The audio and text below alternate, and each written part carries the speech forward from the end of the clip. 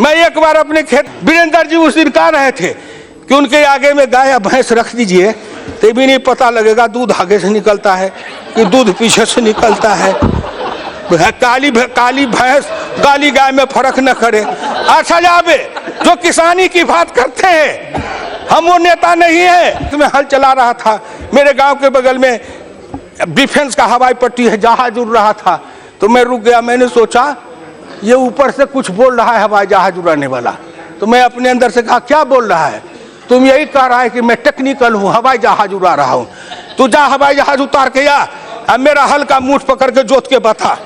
हवाई जहाज उड़ाने में मैं नन टेक्निकल हूँ, हल चलाने में तुम नन टेक्निकल हो, दोनों का सौदा बराबर है। तेरी विद्या हम न जाने, मेरी विद्या तुम न जाने।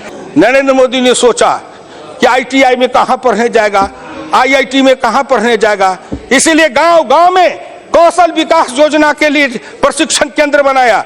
3000 रुपया उनको प्रशिक्षण के समय में मिलेगा और गांव में बैठ करके अपने कौशल की लोगे, उनको एक सर्टिफिकेट मिलेगा, राज का मिलेगा, मिस्त्री का मिलेगा, हलवाहा का मिलेगा, कोदारी चलाने का मिलेगा।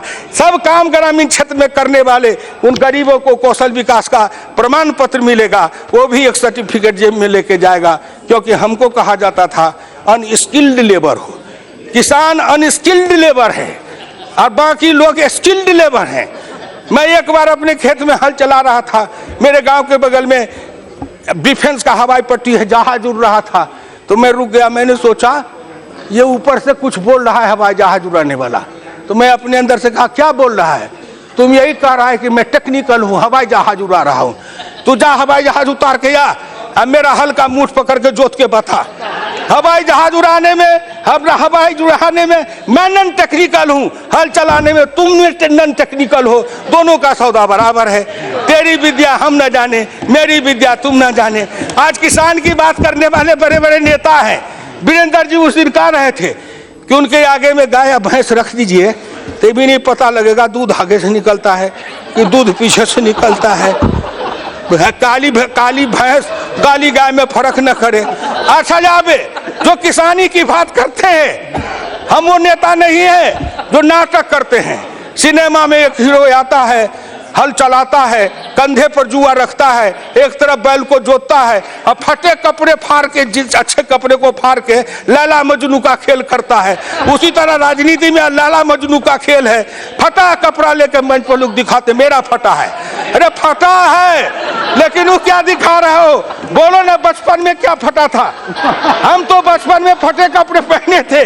हम जिस समय थे उस समय ये जीन्स फिन्स ये पैंट पतलून नहीं था।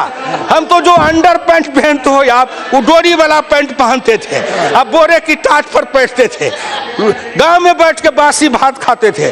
जन्म लेते हो राजा घर में, पलते हो रानी के महल्ले में, जाते हो कहीं विदेश में, पढ़ के आते हो कहीं से कहीं और किसी के बारे में आप नाटक करते हो। इसलिए आप इस बात को समझिए। सभापति महोदय, मैं इस देश के उन लोगों को समझाना चाहता हूं कि जो आदमी अपने नाटक के द्वारा अपने भ्रम फैलाते हैं या हिंदुस्तान के गांव गरीब किसान पिछड़ों को ठगना चाहते हैं। अब गांव गरीब किसान मजदूर का बेटा भी चालाक है, तेज है, पढ़ा लिखा है, लैपटॉप रखता है, कंप्यूटर रखता है, मोबाइल रखता है, वो भी नेट पर सब कुछ को देखता है और एक एक नेता की जन्म से लेके मरण तक की कहानी निकाल के पढ़ लेता है गूगल के मार्फत से। इसलिए हम किसी को धोखा नहीं दे सकते। आखिर में मैं कहना चाहूंगा, एक एक योजना को लीजिए जो प्रधानमंत्री जी ने गिनाया, वित्त मंत्री जी ने गिनाया, उन सभी योजनाओं को लीजिए। गांव में सड़क बनाने के लिए प्रधानमंत्री ग्रामीण सड़क योजना अटल बिहारी वाजपेयी ने चलाया था। उस समय मैं उनके साथ मंत्री था। क्यों चलाया? गांव में सड़कें नहीं।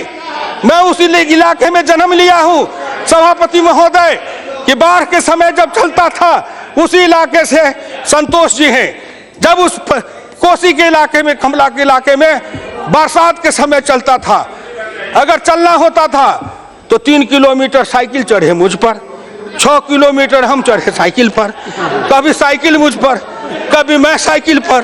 क्यों? इसलिए कि सड़कें नहीं थी, कीचड़ कादो, और हमारी बेटी शादी करके आती थी भर घुटना कीचड़ में जा करके तब अपने ससुराल जाती थी। ऐसे भारत के दर्द को समझा श्रीमान अटल बिहारी वाजपेयी ने, समझा। उन्होंने प्रधानमंत्री ग्रामीण सड़क की योजना शुरू की। रुको, गांव की गरीबनी बेटी रुको, पिछड़े दलित की बेटी रुको, अब तुम भी पैदल नहीं जाओगी, तुम भी ससुराल से आओगी, जीप गाड़ी पर बैठ के अपने ससुराल तक जाओगी, तुम अब गरीबनी नहीं हो, तेरे भी भाग्य भविष्य बदलेंगे। 10 बरस आपने राज चलाया, प्रधानमंत्री सड़क योजना को ठप कर दिया।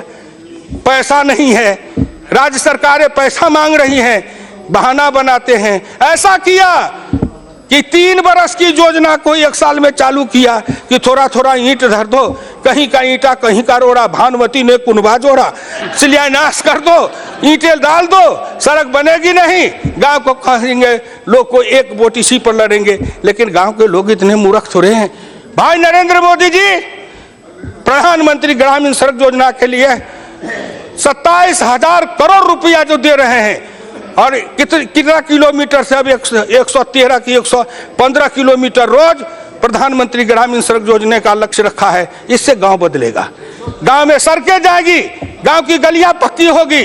आपने मनरेगा चलाया, मैं कहता हूं सारे पैसे से लेके हमारे गांव की गलियों को पक्कीकरण कर देते, ग्रामीण सड़कों को पक्कीकरण कर देते, हमारे ट्रैक्टर चलाने का रास्ता देते, हमारे मशीन चलाने का रास्ता देते, हमारे मोटरसाइकिल चलाने का रास्ता देते, गांव में गाड़ी जाने का रास्ता बनाते, गांव का कायाकल्प पर कल्याण हो जाता।